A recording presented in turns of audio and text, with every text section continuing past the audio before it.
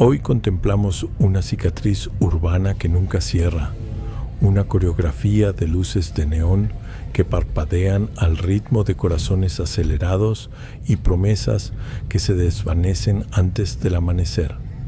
Lo que hoy conocemos como la zona norte de Tijuana no es solo un barrio, es el monumento vivo a lo prohibido, un ecosistema donde la moral se suspende por unos cuantos dólares y el tiempo parece haberse detenido en una eterna noche de 1920. Pero, ¿cómo llegó este pequeño rincón de la frontera a convertirse en el burdel más grande del hemisferio occidental? La respuesta no está en la maldad, sino en la oportunidad. Mientras el resto del mundo intentaba imponer la decencia, Tijuana aprendió que el pecado era el negocio más rentable de la historia moderna. Observamos los callejones húmedos donde el vapor sale de las alcantarillas, mezclándose con el perfume barato y el humo de cigarrillos que han ardido durante décadas. Esta es la meta final de miles de almas perdidas, un destino que comenzó con una simple línea trazada en la arena y terminó siendo el imán de la decadencia global.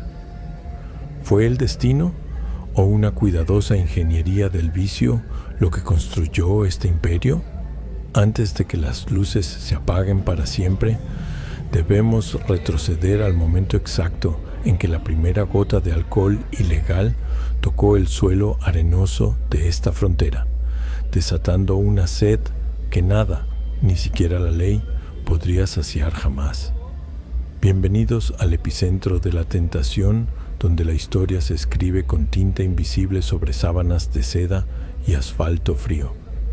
Aquí, la realidad supera a la ficción de una manera tan cruda que duele mirar, pero es imposible cerrar los ojos.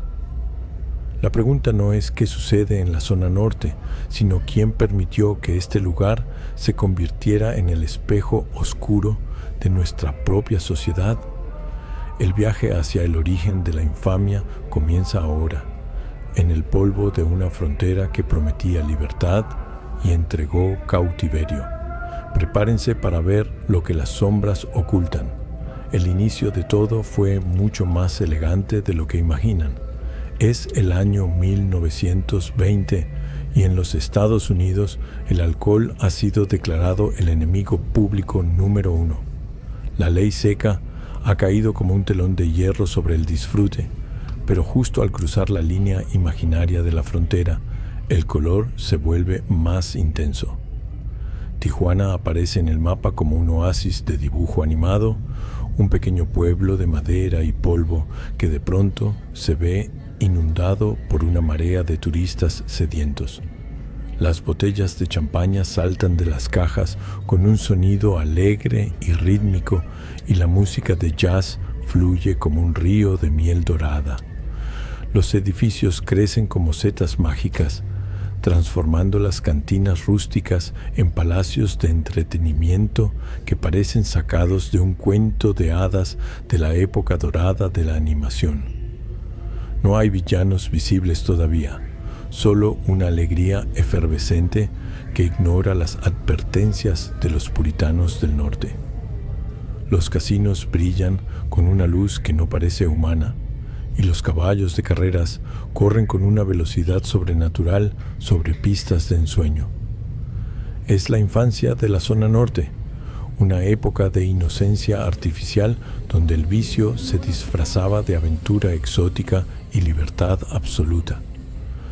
Los rostros de los visitantes reflejan una maravilla infantil, mientras descubren que aquí las reglas del mundo exterior simplemente no existen.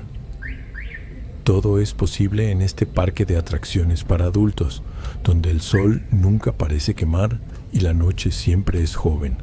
Sin embargo, en los bordes de esta imagen perfecta, las sombras de los trazos comienzan a alargarse, sugiriendo que detrás de los colores brillantes de este paraíso de caricatura, algo mucho más denso y oscuro está empezando a tomar forma bajo el suelo. La prosperidad tiene un costo, y la cuenta está por llegar a la mesa. Es el inicio de la gran transformación. En 1928, la zona norte y sus alrededores eran el patio de recreo de la élite de Hollywood. Estrellas de cine, políticos influyentes y gánsteres de renombre caminaban por estos mismos suelos, dejando tras de sí un rastro de lujo y exceso que aún flota en el aire pesado de la frontera. El sonido de los cristales chocando y el murmullo de las apuestas de miles de dólares crean una atmósfera de tensión eléctrica. El realismo es crudo. Vemos el sudor en la frente de un croupier, el brillo de un diamante bajo una lámpara de cristal y la mirada gélida de Al Capone, observando desde una esquina sombreada. Este no es un cuento de hadas, es el nacimiento de una infraestructura del placer diseñada con precisión quirúrgica. La economía de la región se transforma radicalmente, pasando de la agricultura a la industria del entretenimiento adulto en cuestión de meses. Las calles se pavimentan con las ganancias del juego y la prostitución comienza a organizarse en los hoteles de lujo que bordean la zona. El contraste es brutal entre la opulencia de los interiores y la miseria que empieza a acumularse en las periferias del barrio. La zona norte se convierte en un imán para aquellos que buscan una vida mejor, pero a menudo encuentran solo el servicio a los apetitos de los extranjeros. La elegancia es una máscara necesaria para que el negocio prospere sin la interferencia del gobierno mexicano, que observa desde lejos cómo el oro fluye hacia sus arcas. Pero la opulencia es frágil, y los cimientos de este palacio están construidos sobre la arena de la ilegalidad. La prosperidad de los años 20 está a punto de chocar de frente con una realidad que nadie vio venir. Una crisis que cambiaría el rostro de Tijuana para siempre, dejando cicatrices que aún hoy son visibles en cada esquina de la calle Coahuila. Es 1935 y el sueño americano se ha convertido en una pesadilla de cartón piedra. El presidente Lázaro Cárdenas aparece en la narrativa como una figura autoritaria y firme, dibujada con trazos fuertes y sombras profundas, decretando el fin del juego legal en México. Los casinos, que antes brillaban como palacios de cristal, comienzan a marchitarse y a cerrarse con candados pesados que suenan como sentencias de muerte. Los turistas, que antes eran personajes alegres y despreocupados, ahora huyen en estampida hacia el norte, dejando tras de sí una ciudad fantasma. La música de jazz se vuelve lenta, desafinada y melancólica, mientras las luces de neón parpadean y se apagan una a una con un zumbido eléctrico agonizante. Vemos a los empleados de los hoteles, antes sonrientes, ahora con rostros alargados y tristes, barriendo el confeti de una fiesta que terminó de forma abrupta. La zona norte entra en su primera gran crisis de identidad. Sin el juego, ¿qué queda? La animación muestra cómo los grandes edificios de lujo se transforman en estructuras oscuras y amenazantes, donde las puertas se cierran y las ventanas se cubren con madera. Es un momento de silencio sepulcral, donde la única constante es el viento que arrastra hojas de periódicos viejos por calles vacías. Pero en medio de esta desolación, un nuevo tipo de energía comienza a gestarse en los sótanos y callejones. Si la luz legal se apaga, la luz roja está lista para encenderse con más fuerza que nunca. El declive del lujo da paso al ascenso de algo mucho más crudo y directo. La ciudad no va a morir, se va a transformar en algo que el mundo nunca ha visto. La elegancia se ha ido, dejando paso a la supervivencia pura. La pregunta es, ¿quién heredará las cenizas de este imperio de papel?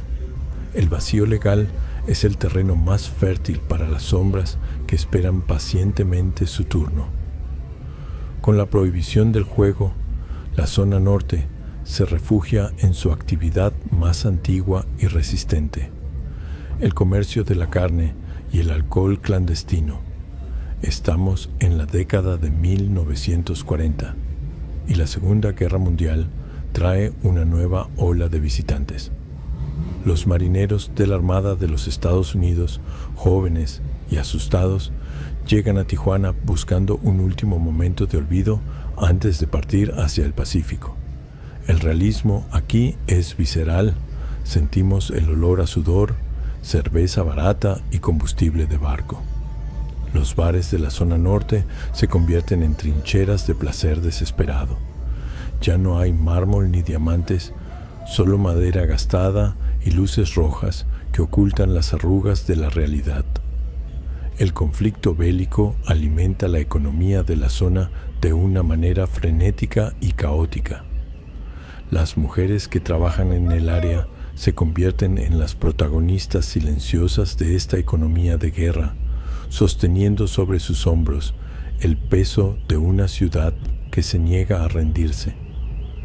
La tensión es palpable en cada escena: una pelea de bar capturada en cámara lenta, el intercambio rápido de billetes arrugados, la mirada perdida de un soldado que sabe que quizás no regrese.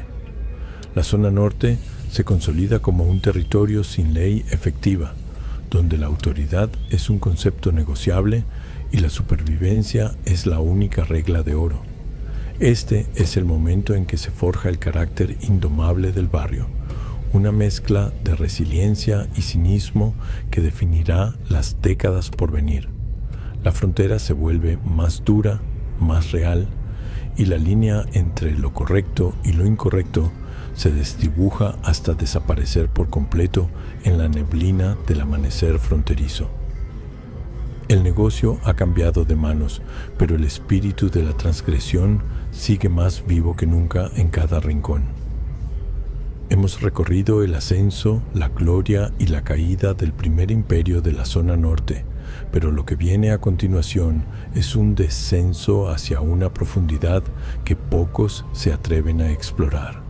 La década de 1950 asoma en el horizonte, trayendo consigo no solo nuevos vicios, sino una organización criminal que transformará el desorden en un sistema de control absoluto. Vemos un primer plano de un cartel de neón que dice "abierto", pero la luz parpadea de forma errática, como un corazón que falla. La atmósfera es de una calma tensa, el tipo de silencio que precede a una tormenta destructiva. Y lo que descubriremos cambiará para siempre nuestra percepción de la frontera. ¿Están listos para entrar en la verdadera zona roja? La verdadera historia apenas comienza a sangrar.